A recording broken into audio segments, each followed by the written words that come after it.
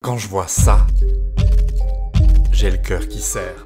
On est alors au milieu de l'hiver et je crains le pire. Une reine sur le dos, pas recroquevillée et bien trop d'aventurières qui jonchent le sol hors du nid. Et je peux rien faire, à part attendre encore un mois entier. C'est qu'elles doivent passer 3 mois à 10 degrés dans mon frigo. C'est obligatoire pour que la reine se repose. Et pendant ce temps, je suis impuissant et c'est atroce. Est-ce que j'aurais dû les sortir quand j'ai vu ça, au risque de dérégler la reine? J'ai décidé que non, en croisant les doigts pour que ça se passe bien. Mais si c'est fatal pour la colonie, je m'en voudrais tellement. Si j'avais eu le choix, je les aurais gardées bien au chaud dans mon armoire, mais elles ont absolument besoin de ce froid. C'est la diapause. Et surtout, la remontée des températures donne le signal à la reine qu'il est temps de recommencer à pondre. Et là, le moment de vérité est venu. 1 mois plus tard, c'est l'heure. Enfin, de voir si ces 2 colonies ont survécu. Ou pas. Pour ma fière colonie de Formica fusca, leur nid était fissuré avant l'hiver, à cause de la dilatation du bloc gorgé d'eau qui a petit à petit fracturé la boîte. Oh, je l'ai asséché avant la mise au froid pour éviter qu'une faille trop grande se crée, mais la reine a décidé d'y rester et c'était trop dangereux de la sortir de force. Sauf que quand je vois toutes ces mortes, je me demande si j'aurais pas dû prendre le risque. Mais ma plus grande frayeur va pas venir de là. Oh non! Mais une chose à la fois, sinon mon cœur va pas tenir. Pour l'instant, j'ai peur que la fissure se soit empirée à cause de l'humidité élevée dans mon frigo. En plus, la boîte de l'autre nid, remplie d'eau, se fissure aussi. La dernière fois que j'ai vu la reine, elle se promenait nonchalamment hors du nid à sécher, et j'aime pas ça. Est-ce qu'elle recherche de l'eau, vitale pour elle? C'était 1 mois avant la sortie du frigo, et depuis, rien. Enfin, sauf cette multitude de cadavres dans l'aire de chasse. Autant dire que je suis hyper tendu. Quand je retrouve enfin mes aventurières, je suis déjà soulagé de voir que la fissure est restée plutôt stable. Par contre, la quantité de décédés a augmenté. Mon Dieu. Quelques exploratrices patrouillent, déboussolées, au milieu de leurs sœurs perdues. Et au-dessus du nid, où j'ai vu la reine pour la dernière fois, encore des mortes. Est-ce qu'il y a eu un problème pendant l'hiver? Et surtout, est-ce que la reine fait partie des pertes? Ça serait la catastrophe. Débranche le setup pour pouvoir regarder convenablement dans les nids et c'est évidemment impossible de bien y voir. Je me suis déjà fait peur avec mes Camponotus fetchenkoi dont j'ai parlé dans la dernière vidéo, alors que la reine s'était juste cachée pendant quelques heures. Je vais pas m'infliger une nouvelle angoisse, peut-être pour rien, je préfère pas y penser pour le moment. J'ai déjà assez peur de l'état de la reine des Camponotus liniperda qui était dans cet état il y a 1 mois. Surtout que le nid principal est quasiment vide. Au moment de la mise au froid, il grouillait encore d'aventurières enthousiastes. Est-ce qu'elles sont toutes mortes?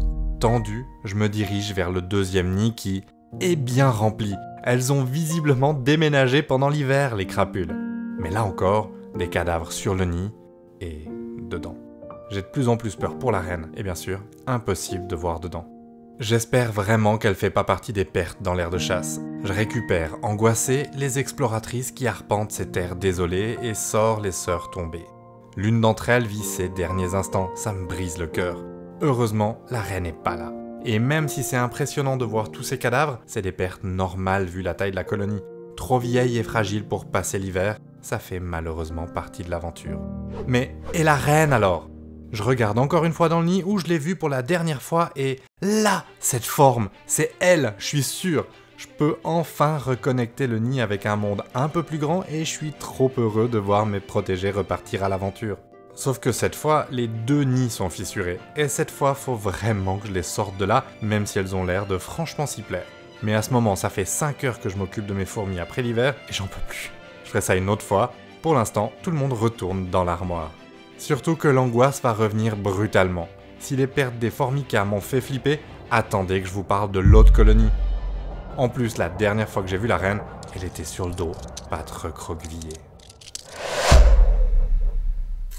Avant l'hiver, mes 2 Camponotus liniperda ont sans aucun doute été celles qui m'ont le plus désespéré. Ma première reine ne s'est quasiment pas développée, a mangé ses ouvrières, a attrapé des acariens et a rendu l'âme abruptement, à mon plus grand désarroi. Il me restait alors Hyacinthe, ma 2e reine. J'avais plein d'espoir pour elle, jusqu'à ce que je vois ça.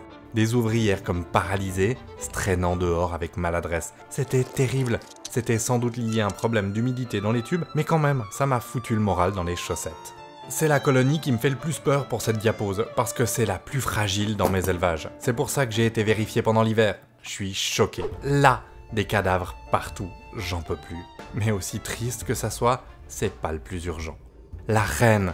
J'enlève doucement le cache autour du tube et... Mon Dieu, vous voyez ça? Elle est sur le dos, pattes recroquevillées, un signe typique d'une reine morte. En m'approchant, elle bouge, pas beaucoup, mais elle bouge. On est alors début février, trop tôt pour la sortir, elle a besoin d'une longue période de froid. Je décide de la laisser encore un mois au frigo, surtout que l'année dernière, je l'avais retrouvée comme ça au milieu de l'hiver. Mais avec le recul, ça a rien à voir. Entre une reine couchée sur le flanc et une reine sur le dos avec les pattes recourbées, c'est deux positions complètement différentes.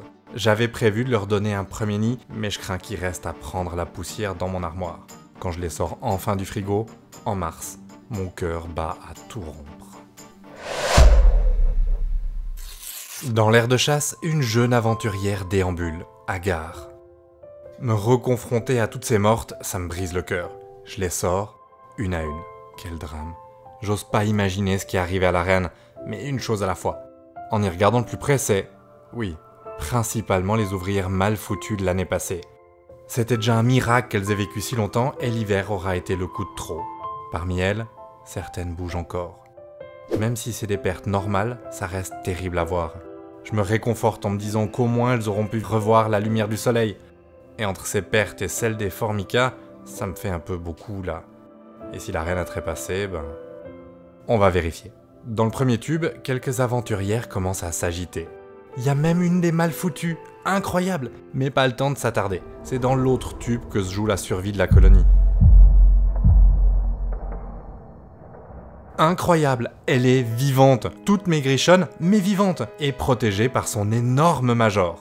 Quel soulagement, mais rien n'est gagné. Je constate, dépité, que cette année encore, le couvain a pas survécu. Et les prochaines semaines vont être cruciales, un drame peut encore arriver, et je stresse d'autant plus quand je vois, quelques jours plus tard, Sa Majesté dans l'aire de chasse. Il va falloir redoubler de vigilance cette année, parce que d'une colonie prometteuse en 2022, on est revenu à une fondation fragile.